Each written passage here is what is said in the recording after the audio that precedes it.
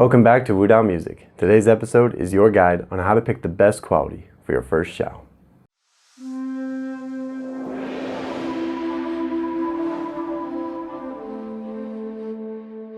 Now, if you have been following these tutorials, you probably already have a Xiao of your own.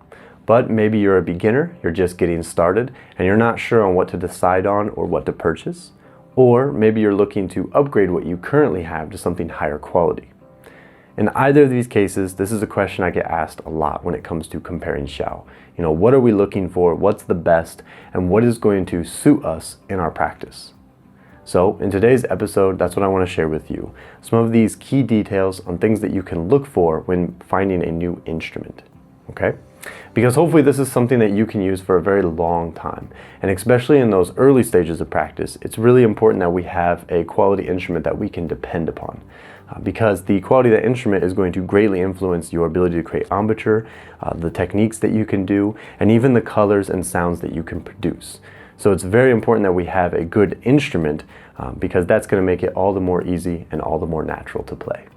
So let's get started. Of course, one of the first things to consider is the price point of a new Xiao. This is probably going to be the most impactful part of your decision-making process. The good news is there are many options available. At about $100 and under, I would say this is kind of your introductory level base model Xiao. The bamboo at this level is going to be pretty young, pretty lightweight, prone to drying out and potentially even cracking, especially if you live in a very dry or arid climate. Remember, the bamboo Xiao like a little bit of humidity. So if that's the case and you're looking for something simple, something more durable and resilient, there are other options available. You can get plastics, resins, composite materials, even metal and wooden Xiao. These are available pretty cheap. There's also more expensive versions available on the market, but kind of thanks to the modernization of craftsmanship, you can get quality instruments at a pretty low price to start off with as an introductory flute. I'm personally going to be more partial towards the bamboo. That's what I'm going to spend the rest of this video talking about, just because bamboo is kind of the traditional aesthetic that we're looking for in Xiao performance. So for a good bamboo Xiao, I would say anywhere from about 100, 350, 400 upper range. That's going to be a really good quality instrument to start you off. It's not going to be too expensive. Of course, you can pay anything you want for a Xiao. They can get pretty expensive the longer they're aged. Maybe they're from a famous craftsman. But I would say anywhere from 100 to 350, 400. This range is going to be a really quality instrument that you're going to be able to play for a very long time. The next detail to decide is what key of Xiao do you want?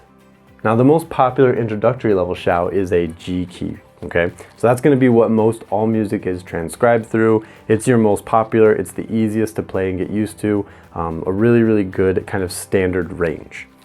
The close second to that would be the F key. So the F key is one step down.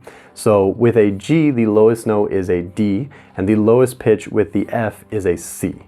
Okay, and because of that, you can see that the fingering spacing is slightly wider on the F than on the G. So you need a little bit more of a stretch to play the F, but it's not too big of a difference.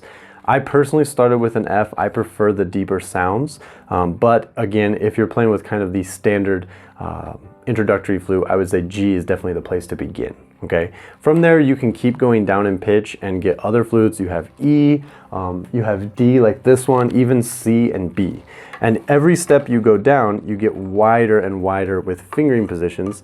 And you can see, if I can hold you straight, you can see that the bottom notes get pretty spread apart.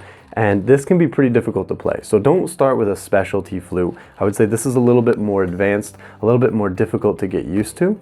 But a G or an F key flute is definitely going to be the place to start. The next difference is between sectional and single piece instruments. Now, sectional Xiao will come in either 2 or 3 sections. You'll see these copper connections above and sometimes below the fingering positions as well. Now, these serve a number of uses. First, when a new Xiao is being crafted, it allows them to pick the best pieces of bamboo to get the best sound. It also allows them to kind of customize and fine-tune it, as well as repair it if necessary, because you can open it up and you can get inside very easily. Another benefit of it is if you are traveling, if you're playing in an ensemble and you need to fine-tune your instrument, you can actually slightly separate and put together these joints to raise and lower the overall pitch of your Xiao. So that can be really nice. Kind of the customization of a sectional flute is its benefit. Also, there is the convenience factor of travel, being able to break it down and travel easily. Though I don't suggest to always collapse your flute, just because you'll weaken that joint over time. So there's the convenience factor, but if you're getting a higher quality instrument, you also are getting the kind of customizability of the Xiao, okay, in the fine tuning, right? Now, there are single piece, which I'm going to be more partial towards. I do like the single piece. They require a lot less maintenance. They're a lot more aesthetically pleasing. Sometimes they also come with the root still attached to the instrument. So that can be really, really nice and give you a really full, warm sound. But again, you don't get that customization or that convenience factor. I will say with playing Xiao and traveling with one, travel is not a very big issue with the Xiao, even with my longer flutes that get close to 1 meter in length. You have a small carrying case and it's not too difficult to move around with, especially when you compare it to other traditional instruments. So travel factor, yeah, a collapsible one is very convenient, but I still prefer the single piece. Now that we have a general idea of what you're looking for in a Xiao, we can get to those more specific details. When choosing bamboo, you can get many different colors, many different styles, but what we want to make sure is that you pick something that has a little bit of weight to it, something that's been aged. That's going to make it more durable, more resilient, and it's going to have a warmer tone as well.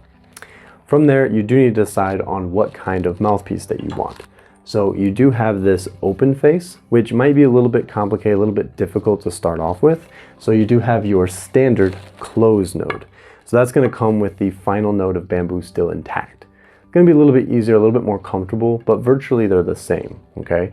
You do need to decide on what kind of embouchure cutout that you want. So there are more square or more round cuts. One or the other is going to be a little bit easier, a little bit more comfortable, a little bit more natural to create sound with. So that's something that you'll have to try. Now there are specialty versions of Xiao like your Nan Xiao or your Qin Xiao. Those are both going to be a little bit more specialized in embouchure creation. The Qin Xiao is going to be really fine. Nan Xiao is going to be more breathy. So what you want to stick with is you want to stick with a Dong Xiao in the beginning. Okay?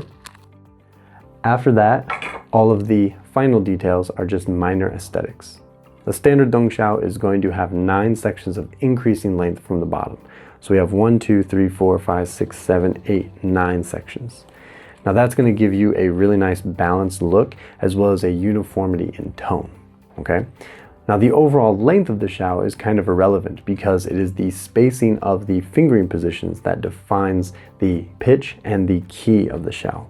Now the general rule of thumb is the lower in key you get, the longer in flute you have. And that's because the volume and the diameter of the Xiao combine together to define the volume output you get. So to hear those lower pitches clearly, you need a higher volume, right? From there, we have different end caps. You could just have a natural end, or you could have a plastic or stone piece to protect it. You may even have the root structure still intact, which will give you a very warm, full, a really big sound, and also a very beautiful aesthetic, okay? After that, everything else is super minor. You have your stamps, you might have some artwork or poetry carved into it, but all that is aftermarket and just aesthetically pleasing. I think that a very natural, nice piece of bamboo is beautiful enough. So there you go. That's everything you need to know to get the best quality instrument for your practice. Of course, the most important thing is finding a Xiao that speaks to you. So hopefully you have the opportunity to try it out or at least listen to it before you purchase. I personally have handpicked and recorded a bunch of Xiao for sale. You can check out recordings of those in my Discord server. Link is in the description. It's completely free to join. You can check out the recordings, you can ask questions, we can find something together that suits you. So I hope to see you there. Until next time, keep practicing and enjoy.